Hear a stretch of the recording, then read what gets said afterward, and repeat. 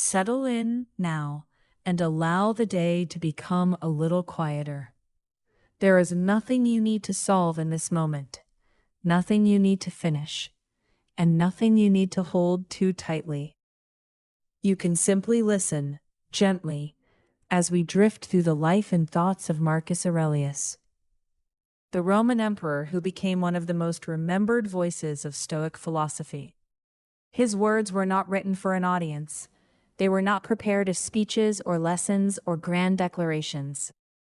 They were private notes, written to himself, in quiet moments, often during difficult times. And perhaps that is why they still feel so calm and so human. They do not ask us to become perfect. They remind us, softly, to return to ourselves, to return to what we can control, and to let go of what was never truly ours to command. Tonight, we will move slowly through the ideas of Marcus Aurelius and Stoicism.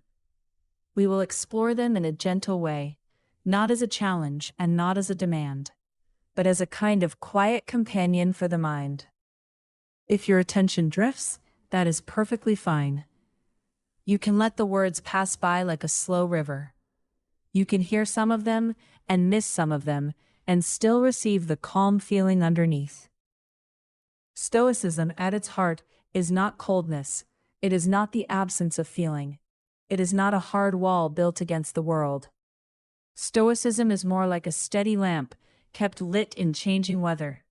It teaches that we may not choose every event that comes to us, but we can learn to choose the way we meet those events. We can learn to pause. We can learn to see clearly. We can learn to respond with patience, with reason, and with a kind of quiet dignity. Marcus Aurelius lived a life that did not seem, from the outside, very peaceful. He was emperor of Rome in the 2nd century, from the year 161 to the year 180.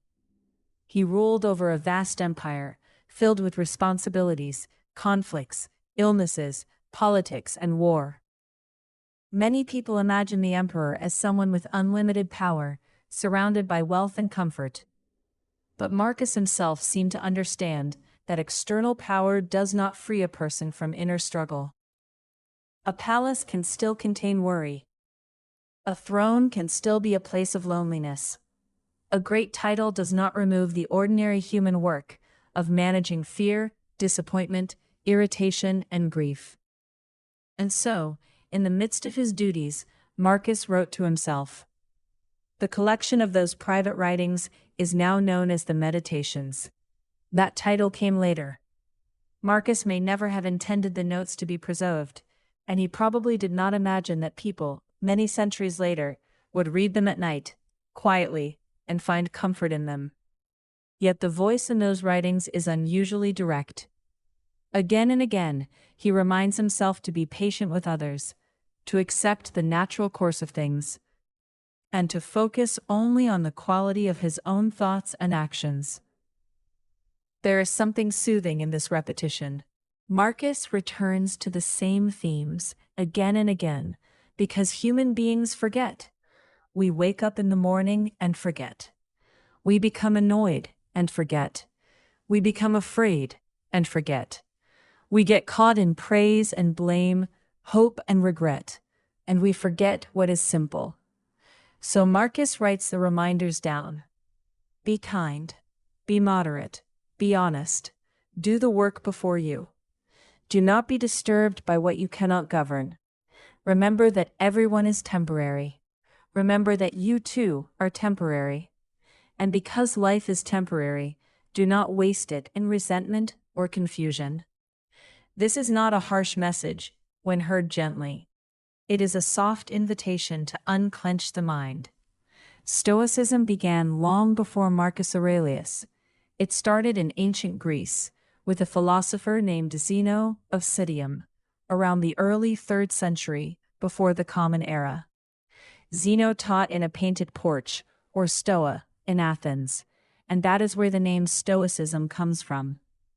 Later Stoics included Cleanthes, Chrysippus, Seneca, Epictetus, and eventually Marcus Aurelius. Each had a different life, Seneca was a statesman and writer. Epictetus had once been enslaved and later became a teacher. Marcus was an emperor. Yet they shared a central idea: that the good life depends not mainly on wealth, health, reputation, pleasure, or status, but on virtue. Virtue for the Stoics did not mean sounding moral or looking impressive. It meant living with wisdom, justice, courage, and self-control. These four qualities were like compass points. Wisdom helps us see what is true. Justice helps us treat others fairly. Courage helps us meet difficulty without losing ourselves. Self-control helps us avoid being pulled around by every desire, every irritation, and every passing impulse. For Marcus Aurelius, these virtues were not abstract. They were daily practices. He did not write as someone who had mastered life once and for all. He wrote as someone practicing, returning, correcting himself. He tells himself in different ways to rise in the morning and do the work of a human being. He tells himself that other people may be difficult, but that they are still his relatives in the larger family of nature. He tells himself that anger is often more harmful than the thing that caused the anger. He tells himself that the soul can find a quiet place within itself if it stops chasing disturbances outside. This inner quiet was very important to him. One of the most famous Stoic ideas is the distinction between what is in our control and what is not. Epictetus expressed this very clearly, and Marcus lived with the same understanding. Some things are up to us, and some things are not. Our judgments, our intentions, our choices, our actions in the present moment, these belong more closely to us. Other people's opinions, the past, the future, the weather, the body's aging, random events, and the final outcome of many efforts, these do not fully belong to us. This can sound simple, almost too simple. But it is one of the most calming ideas in Stoicism. Much of our mental tension comes from trying to hold what cannot be held. We try to control what others think. We try to rewrite a day that has already ended. We try to guarantee tomorrow. We try to arrange the world so that nothing uncomfortable will happen. And because the world does not obey that wish, the mind becomes tired. Marcus invites us to turn inward, not in a selfish way, but in a clarifying way. What is mine to do here? What is the next honest action? What judgment am I adding to this event? Can I loosen that judgment? Can I act with patience? Can I accept what has already arrived? He often suggests that events themselves are not always what disturb us most. Rather, our opinions about events are what stir the soul into distress. Something happens, and then the mind speaks. It calls the event terrible, unbearable, humiliating, permanent, or unfair. Sometimes those thoughts come so quickly that they feel like facts. Stoicism asks us to slow down enough to notice the difference. There is the event, and then there is the story we tell about the event. We may not be able to remove the event, but we can examine the story. Marcus does not ask us to pretend that pain is pleasant, or that loss is easy. He knew pain and loss. He lost children, he lived through plague, he spent years on military campaigns far from the comforts of Rome. His philosophy was not written from a distance. But he believed that even in hardship, the mind could protect its own character. The world might take comfort, success, praise, possessions, even health. But it could not force a person to become unjust, bitter, cowardly, or dishonest. That inner choice remained, however small and however quiet. There is a deep restfulness in that thought. Not because life becomes easy, but because the task becomes clearer. We do not need to manage the whole universe. We do not need to win every argument in memory. We do not need to rehearse every possible future. We can return to the present and ask, gently, what is mine to do, and what can be released? Marcus often speaks about nature. To the Stoics, nature was not only trees, rivers, skies, and animals, though it included all of those. Nature also meant the whole order of reality, the unfolding pattern of existence. Human beings, the Stoics believed, are part of nature. We are not separate from the world, even when we feel separate. We are woven into it. We come from it, live within it, and return to it. Marcus reminds himself that everything changes. Leaves fall, generations pass, cities rise and fade. Famous names are forgotten. Bodies grow, age, and dissolve. This may sound sad if we resist it, but Marcus uses the thought of impermanence to create calm. If everything is changing, then many things that trouble us are lighter than they seem. The people who praise and criticize us are also passing through time. Even our strongest emotions move like clouds, forming, darkening, thinning, and passing away. For Marcus, remembering impermanence is not meant to make life meaningless. It is meant to make life more sincere. If the moment is brief, then let it be lived well. If the people around us are temporary, then let us not spend so much of our shared time in needless anger. If reputation fades, then let us care less about appearing good and more about being good. If possessions will one day leave our hands, then let us use them without becoming possessed by them. This is one of the soft paradoxes of Stoicism. By remembering that we do not own things forever, we may appreciate them more gently. We can hold life like a cup of warm tea, not gripping it so tightly that our hands ache, but receiving it, tasting it, and knowing that warmth changes. Marcus Aurelius also wrote often about other people.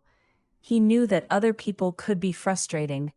In one well-known passage, he prepares himself for the day by remembering that he will meet people who are meddling, ungrateful, arrogant, deceitful, jealous, and unsocial. He does not say this to become cynical. He says it so that he will not be surprised. People act badly, he suggests, because they are mistaken about what is good and what is bad. They are confused, and since they share the same human nature, they are not enemies in an ultimate sense. They are fellow beings, even when they are difficult. This is a very practical kind of compassion. Marcus does not deny that people can behave poorly. He does not ask himself to enjoy every interaction, but he reminds himself not to be consumed by resentment. To be angry at others for being flawed is, in a way, to be angry at the fig tree for producing figs, or the world for being the world. People will be people. They will forget, fear, desire, misunderstand, and act from their own wounds and blindness. We can still set boundaries. We can still act justly. We can still correct what must be corrected.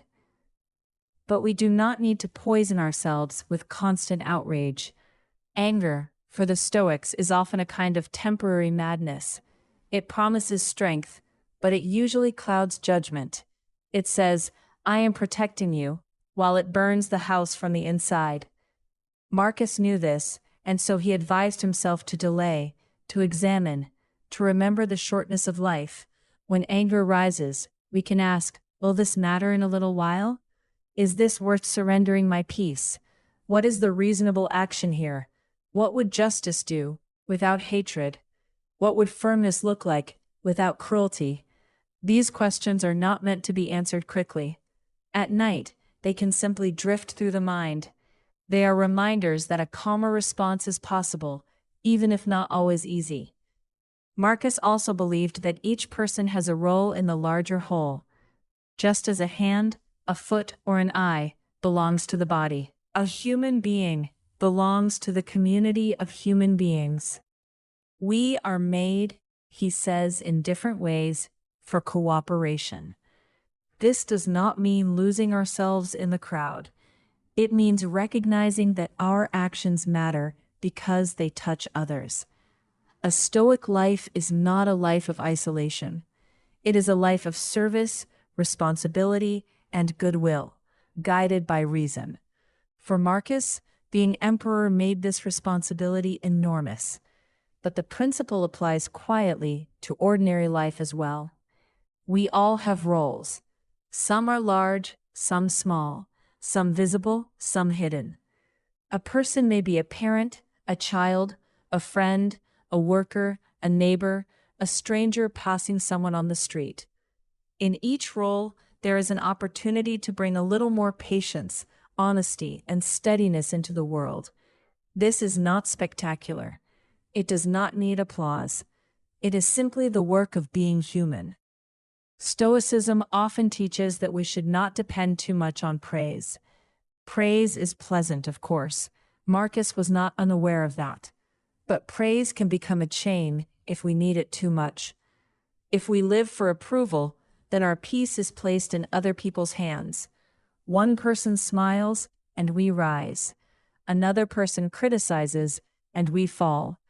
The mind becomes like a leaf in the wind, carried by opinions. Marcus reminds himself that the people whose approval we seek are themselves uncertain, changing, and imperfect. They may not know what is truly good. They may praise what is shallow and ignore what is worthwhile. They may forget us quickly. So why build our inner life on such unstable ground? Better, he suggests, to attend to our own character. Better to do what is right because it is right, not because someone is watching. This can be especially restful at night. So many thoughts before sleep are thoughts about how we appear. Did I say the right thing? Did someone misunderstand me? Did I do enough? Did I fail? What do they think? Marcus would not tell us to be careless, but he would ask us to return to what is real. If you made a mistake, learn gently. If you harmed someone, repair what you can. If there is nothing to do now, let it rest. The opinions of others are not fully yours. The past is not fully yours. The next right intention, when morning comes, that is closer to yours. Another important Stoic practice is seeing things plainly. Marcus sometimes strips events down to their basic nature. Fine food becomes the body of a fish, a bird, or a pig. Expensive wine becomes fermented grape juice. Purple robes become sheep's wool dyed with shellfish pigment. This may seem odd, but the purpose is to reduce enchantment. The mind often exaggerates the value of luxury, status, and pleasure. By seeing things plainly, we free ourselves from being overly impressed. This does not mean we cannot enjoy beauty or comfort. It means we do not lose our judgment to them. A warm bed is pleasant. A kind word is pleasant. A good meal is pleasant. But none of these is the highest good, because all can come and go. The Stoic learns to receive pleasant things with gratitude, and to release them when they pass. Enjoyment without clinging, use without dependence, appreciation without confusion. Marcus also practices what might be called a view from above. He imagines looking down on human life from a great height, seeing cities, households, roads, farms, oceans, and the small movements of human beings. From above, many conflicts appear smaller. Ambitions, quarrels, ceremonies, markets, and worries become part of a larger pattern. This perspective does not erase the value of life. Rather, it softens the ego. It reminds us that our current concern, while real to us, is only one small ripple in a wide sea. You might imagine very gently how Marcus used this thought. Perhaps he looked at the Roman world, with all its noise and power, and reminded himself that it too was temporary. Rome itself, mighty as it seemed, was part of time. The emperor, the soldier, the merchant, the child, the critic, the admirer, all were brief visitors. Under the same sky, breathing the same air, moving through the same mystery. There is calm in being small in this way. The self does not need to carry the weight of everything. The old worries may loosen. The mind may feel less trapped inside its own concerns. We are here for a while. We do our part. We try to live well. Then we return to nature as all things do. Marcus Aurelius was influenced deeply by Epictetus, even though they probably never met. Epictetus taught that philosophy is not merely something to discuss, but something to live. If a person studies wisdom but remains enslaved to anger, vanity, and fear, then the study has not yet reached the heart. Marcus took this seriously. His meditations are full of self-instruction, as though he is training his attention, training his desires, training his reactions. This training is gentle in one sense and demanding in another. It asks us to notice the first movement of the mind. A desire arises, a fear arises, an irritation arises. We do not need to hate these movements. They are part of being human, but we can pause before obeying them. We can let reason enter the room. We can ask whether the impression is true, whether the action would be useful, whether the feeling needs to command us. The Stoics called these first appearances impressions. Something appears to us as good, bad, threatening, desirable, insulting, or necessary. But not every impression deserves agreement. We can say to an impression, "Wait, let me look at you. Are you what you claim to be?" This small pause is powerful. It creates space. And in that space, freedom begins. Marcus would remind himself that the mind has the ability to withdraw into itself, not to escape reality, but to recover clarity. He says in essence that people seek retreats in the countryside, by the sea, or in the mountains, but that one can retreat at any time into the soul. This inner retreat is not far away. It is found in returning to simple principles. Nothing external can force me to abandon virtue. My judgment is my own. I can meet this moment with steadiness. At bedtime, this idea can be especially gentle. The room may be quiet, or perhaps not entirely quiet. The body may be comfortable, or perhaps still settling. Thoughts may come and go, but somewhere within there can be a small inner chamber, a place of less resistance. You do not need to force your mind into silence. You can simply return, again and again, to the thought that not everything needs your attention now. Not everything needs to be judged now. Not everything needs to be held until morning. Marcus also reflected on death, often and calmly. In modern life, this may feel uncomfortable, but for the Stoics, remembering death was a way to live more honestly. Death was not treated as a punishment or a scandal. It was part of nature, as natural as birth. Everything that comes together eventually separates. Every life has a shape, and every shape has an ending. Marcus uses this remembrance to reduce fear and vanity. If life is short, why waste it pretending, resenting, or chasing empty praise? If death comes to everyone, then no one is above nature. The emperor and the servant, the famous and the unknown, all share the same condition. This shared mortality can create humility and even tenderness. To remember death in the Stoic way is not to dwell morbidly. It is to wake gently to the value of now. The person beside you is mortal, so speak with care. Your own life is mortal, so do not postpone goodness endlessly. The day is mortal, so let the day close without needless bitterness, if you can. And if you cannot fully release bitterness tonight, then perhaps release just a little. Even a little is enough. Marcus often tells himself not to act as if he had 10,000 years. This does not mean rushing. It means not delaying the life of character. We can sometimes imagine that one day, later, we will become patient. Later, we will become honest. Later, we will forgive. Later, we will live according to what we know is right. Marcus says, softly but firmly, that later is uncertain. The present moment is where philosophy lives. And yet, this is not a reason for anxiety. It is a reason to simplify. You do not need to transform your whole life tonight. You do not need to become wise before sleep. You can simply see that this breath, this thought, this small willingness to soften, belongs to the present. The practice is always here. Stoicism is sometimes misunderstood as suppression of emotion. But Marcus does not teach us to become stone. He teaches us not to be ruled blindly by emotion.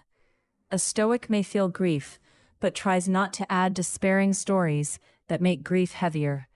A Stoic may feel fear, but tries to act according to reason rather than panic. A Stoic may feel anger. The feeling is noticed. The feeling is allowed to pass through. The character remains the central concern. This is a kind of emotional housekeeping.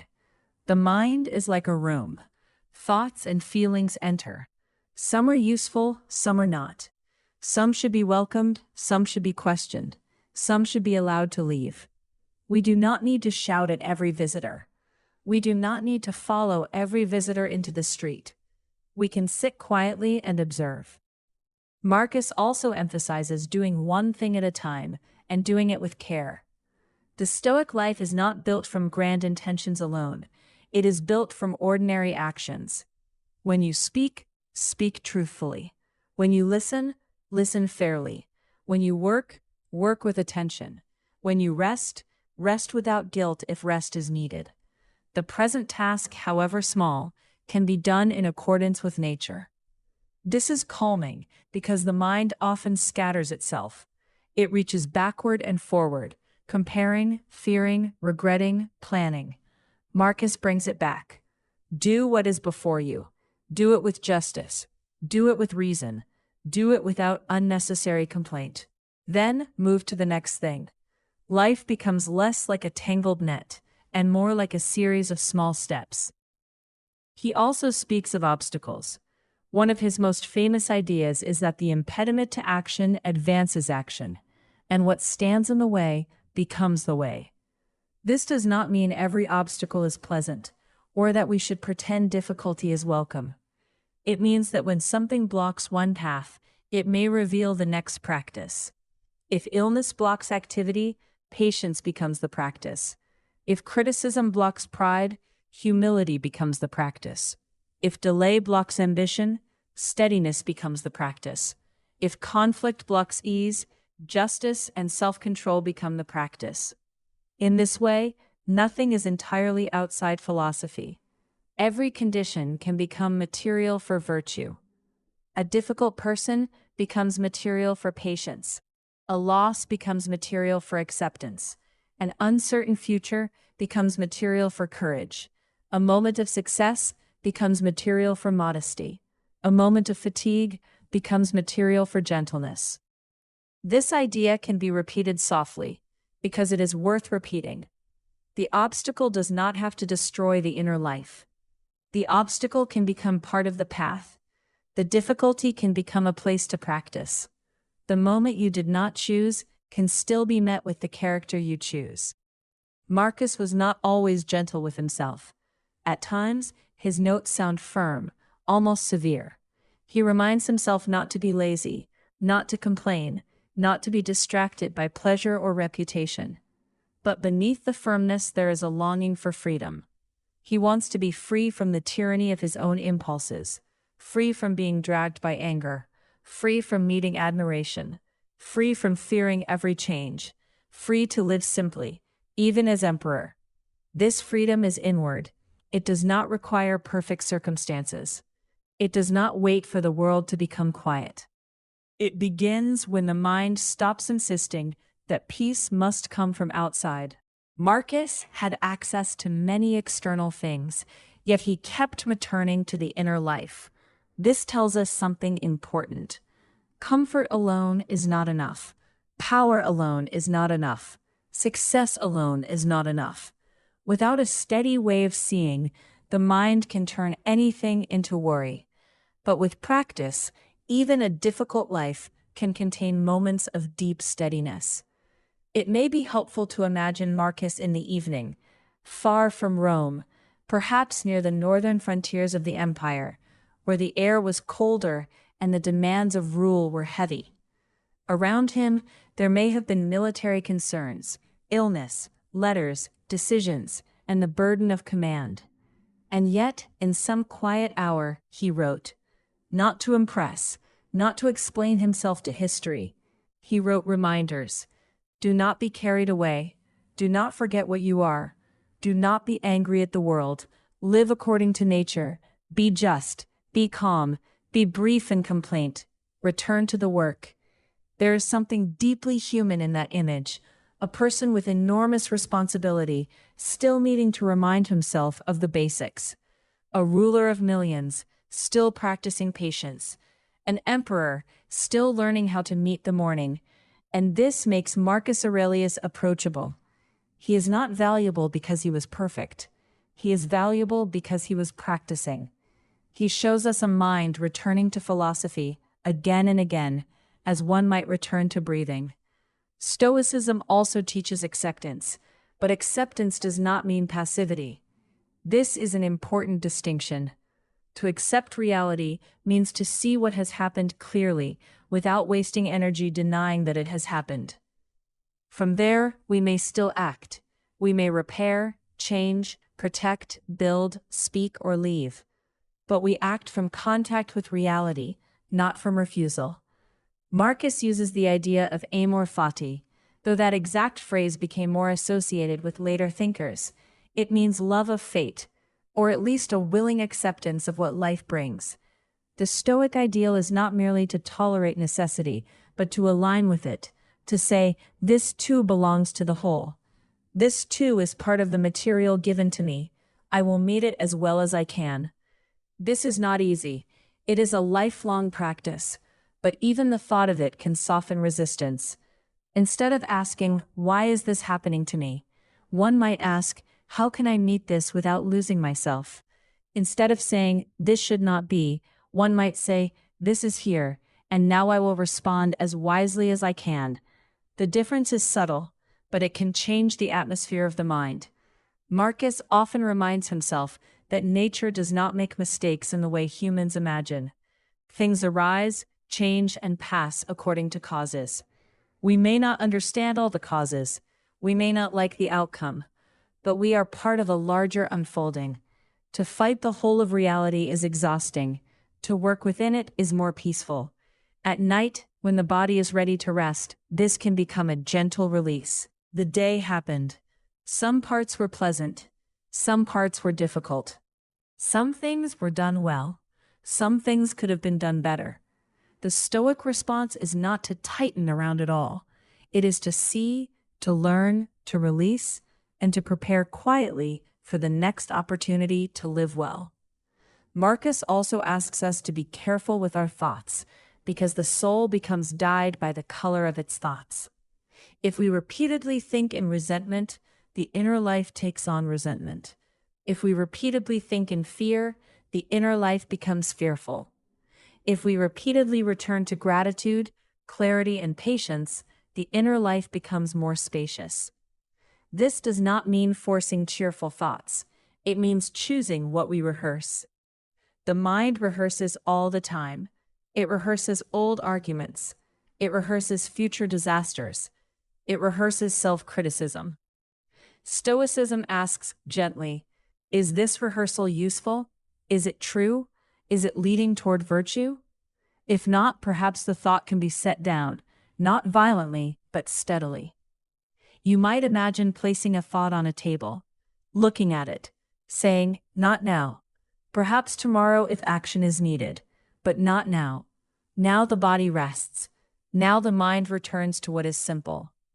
What is beyond control can be released for the night. What is within control can wait until there is strength to act. Marcus often valued simplicity. Simple food, simple speech, simple intentions, simple awareness of duty. Complexity can be attractive to the mind, especially when it is anxious. It creates many branches, many possible outcomes, many imagined conversations. Stoicism returns us to the trunk of the tree. What is true? What is right? What is mine to do? What can be accepted? What can be released? Again and again, Marcus reduces life to these essentials. And this reduction is not a loss. It is a relief. He tells himself that if something is not right, do not do it. If something is not true, do not say it. This is plain, almost childlike in its clarity, but such clarity is rare. Much of life becomes confused because we negotiate with what we know. We say what is not quite true to gain approval. We do what is not quite right to avoid discomfort. We chase what is not truly good because it shines for a moment. Marcus brings the mind back to a cleaner line. Do not do what is wrong. Do not say what is false. Begin there. This simple moral steadiness can be very restful. When the mind is divided, sleep is harder. When we live far from our own values, the inner world becomes noisy. But even a small return to honesty can quiet something inside. We may not solve every problem, but we can decide to meet ourselves more truthfully. Marcus also writes about time. He sees the present as the only place where life is actually lived. The past is memory. The future is imagination. The present is small, but it is real. No one can lose the past or future in the same way, because no one truly possesses them. We only ever lose the present moment. And even that is always passing. This thought can be strange, but calming. Much of what we fear losing is not actually here. Much of what we regret is no longer here. The present, this quiet unfolding, is enough to return to. A breath, a sound, a warm blanket, a thought passing, the body becoming heavier, the mind no longer needing to travel so far. For Marcus, living in the present did not mean ignoring consequences. He was responsible and practical, but he understood that anxiety about the future often steals the strength needed for present action. Better to act now with reason and let the future arrive in its own time. The Stoic view of the self is also worth considering gently. We often identify with our possessions, our roles, our bodies, our moods, and our reputations. Marcus asks us to look deeper. The ruling faculty, the guiding mind, the part that can judge, choose, and direct itself, this is central. If that part remains aligned with virtue, then the person remains intact in the most important way. This does not mean the body is unimportant or that relationships are unimportant. It means that our deepest well-being depends on the quality of our inner governance. A person may have much and be restless. A person may have little and be steady. The difference is not only circumstance, but judgment. Judgment is one of the most powerful words in Stoicism. It is the mind's interpretation, its assent, its yes or no to impressions. Marcus tells himself that if he removes the judgment, "I have been harmed," then the harm itself is removed, at least in the moral sense. This can be difficult to understand. Physical pain may remain. Practical consequences may remain. But the additional injury created by the mind's interpretation may lessen. The feeling of being ruined, insulted, diminished, or trapped may depend partly on judgment. This is not about blaming ourselves for suffering. It is about discovering a place where freedom may still exist. Even when something painful happens, the mind can sometimes choose not to make it heavier than it needs to be. It can say, "This is painful, but I can meet it. This is unwanted, but it is not the end of my character. This is difficult, but I do not need to add hatred. This is uncertain, but I do not need to live tomorrow before it comes." Marcus often uses the language of the whole, reminding himself that what benefits the whole may not always feel pleasant to the part. A branch may not understand the tree. A single wave may not understand the sea. But to live according to nature is to accept being part of something larger. This thought may or may not match every modern belief. But as a meditation, it can be soothing. It suggests that we are not isolated fragments. We are participants in a vast order, seen and unseen. The Stoics believe that reason connects human beings. Because we can think, speak, understand, and cooperate. Marcus returns repeatedly to kindness, not sentimental kindness, but rational kindness. If another person does wrong, teach them if you can. If you cannot teach them, endure them. If you must oppose them, do so without hatred. Remember that you too make mistakes. Remember that you too have needed patience from others. This humility softens judgment. When we remember our own confusion, we become less eager to condemn. We can still prefer wisdom over foolishness. We can still protect what needs protecting, but we may do it with less bitterness and less pride. Marcus also recognized that the mind often seeks distraction. Even in ancient Rome, long before modern screens and constant noise, distraction was familiar. People sought entertainment, gossip, luxury, competition, and novelty. Marcus reminds himself not to be scattered, to return to philosophy, to return to the present, to return to the inner work. This reminder is gentle for us as well. The mind becomes tired when it is always reaching outward. Stoicism invites it inward, not to shrink life, but to steady it. We do not have to follow every stimulus. We do not have to respond to every impulse. We can let some things pass. We can keep some silence. We can preserve some attention for what matters. The meditations are written in short reflections, sometimes only a few lines. They repeat because practice repeats. Mourning repeats, irritation repeats, desire repeats, fear repeats, and so the reminders repeat. You are mortal. Be kind. Do not be vain. Accept what comes. Govern your judgments. Do your duty. Remember nature. Return to reason. Begin again. There is comfort in beginning again. Stoicism does not require that we never fail.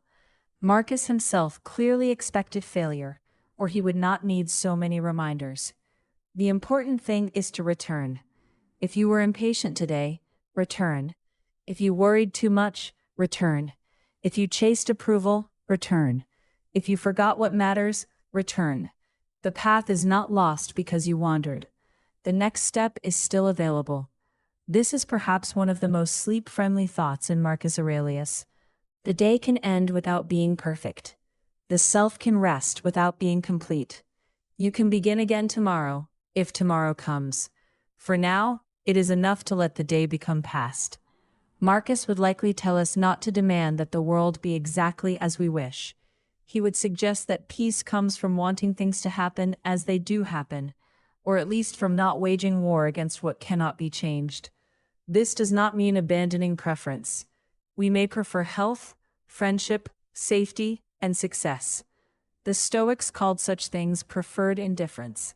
They are naturally preferred, but they are not the highest good. The highest good is virtue, because virtue remains possible in many conditions. This distinction can be difficult, but helpful. If health is the highest good, then illness destroys the good life. If reputation is the highest good, then failure destroys the good life.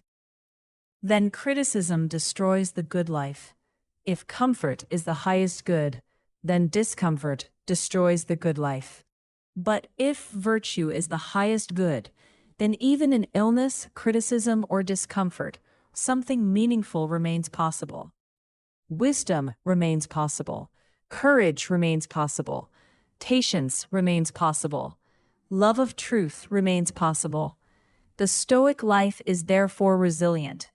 It places the center where it cannot be so easily taken. Not outside, in the changing winds, but inside, in the quality of choice. Marcus also encourages us to see the beauty of ordinary processes. Bread cracks while baking, and those cracks can be pleasing. Figs ripen and split. Olives fall.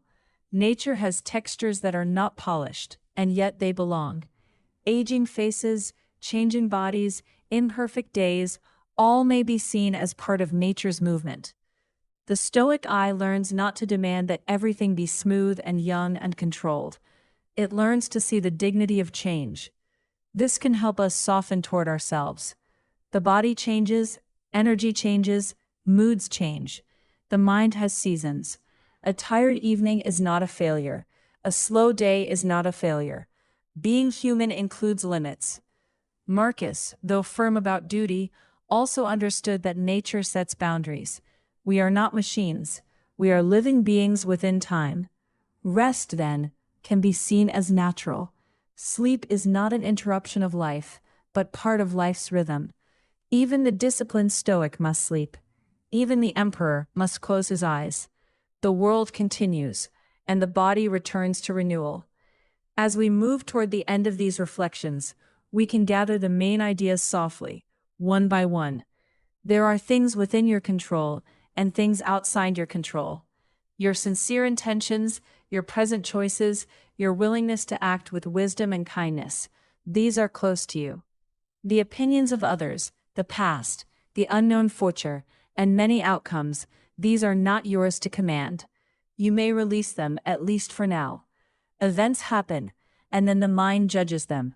Some judgments are helpful, and some make the burden heavier. You can notice the judgment. You can loosen it. You can return to what is plain and true. Life is brief, and because it is brief, it is precious. Not precious in a way that requires panic, but precious in a way that invites sincerity. Speak truthfully. Act justly. Do not waste too much time in resentment. Let love and patience matter while there is time for them to matter. Other people will be imperfect. They will misunderstand, forget, complain, and act from confusion. You can remember that you are also human. You can be firm without hatred. You can be kind without being naive. You can do your part in the shared life of human beings. Everything changes. Praise fades. Blame fades. Possessions pass from hand to hand. Bodies age. Cities transform. Worries rise and fall. You are part of nature, not separate from it. You can move with change more gently. The obstacle can become the path. A delay can teach patience. A criticism can teach humility. A loss can teach acceptance. An uncertain morning can teach courage. The moment is not always what you would choose, but it can still be met with dignity. And most of all, you can begin again. Marcus began again many times. His private notes are evidence of returning to reason, returning to virtue, returning to the simple work of being human. Now, as the night deepens, these ideas do not need to remain sharp in the mind. They can become softer, quieter, more like background warmth. You do not need to remember every detail. You do not need to analyze the philosophy further. You can let the main feeling remain, the feeling of releasing what is not yours, returning to what is simple, and allowing the present moment to be enough. Marcus Aurelius, Emperor of Rome, wrote to himself across the distance of centuries, not knowing that his quiet reminders would become a source of calm for others. He sat with uncertainty, duty, loss, irritation, and fatigue, and he practiced. He reminded himself that the mind can be steady, that virtue is enough, that nature carries all things, that anger can be softened, that fear can be questioned, that life can be lived well, one present action at a time. And now, there is no empire to govern here, no battlefield to cross, no public role to perform. There is only this quiet moment and the gentle permission to rest.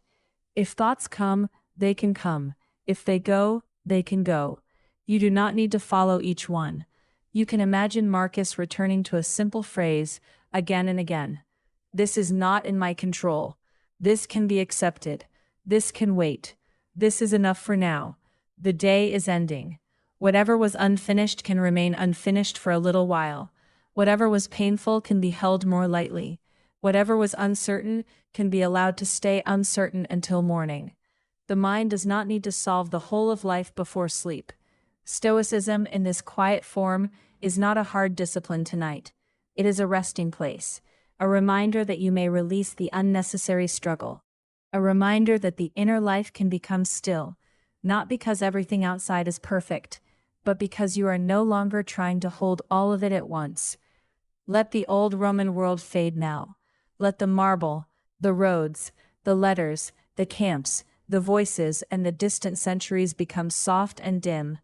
Let Marcus Aurelius become simply a calm presence in memory, a person who practiced steadiness in a changing world. And let the thought remain, very gently, that you too can practice, without hurry, without perfection, and without fear. For now, there is only rest. For now, there is only the quiet return to the present. For now, what is yours is simple. The breath, the body, the softening mind, the night around you,